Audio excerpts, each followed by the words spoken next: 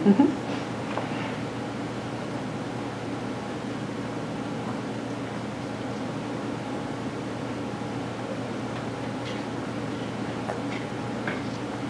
the risk of sending you into a dark place, I'd like you to think back to your physics classroom. If the Amtrak leaves downtown at midnight, traveling about 80 miles an hour, what time will the train reach LA? Now please do not calculate that. My point is, our understanding of physics allows us to predict motion and position quite accurately. Rather than track trains, I predict the motion of molecules using computer simulations.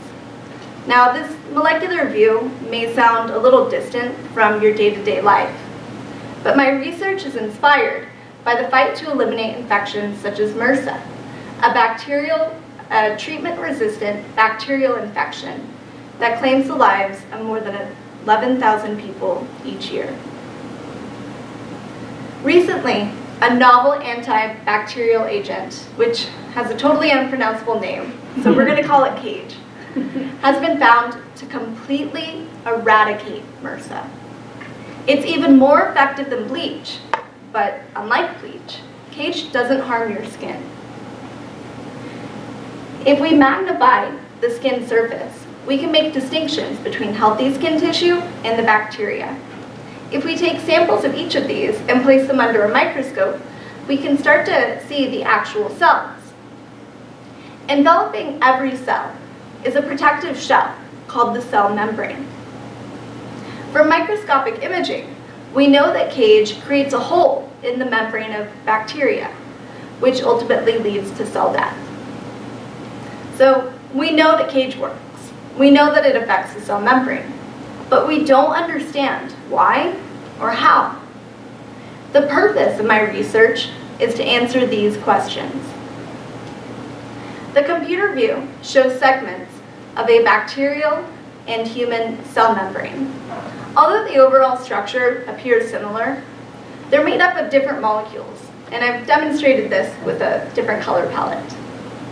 I've done simulations of both of these membranes in solutions of CAGE. The images on the right show the time evolution of one of these simulations. Think of each picture as a still image, as a still frame from a movie. We can see that the bacterial membrane is disintegrating, but more importantly, we've been able to identify the key interactions between CAGE and the membrane that are responsible for this deterioration. For example, there's a very strong positive-negative attractive force between CAGE and the membrane. Understanding how CAGE works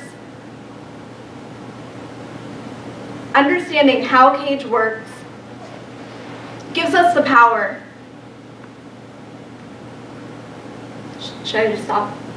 Keep going. Understanding how CAGE works gives us the power to create future generations of similar drugs. It also deepens our understanding of these infections. It reveals their vulnerabilities and their defenses, which ultimately gets us one step closer to systematically treating all infections. Thank you.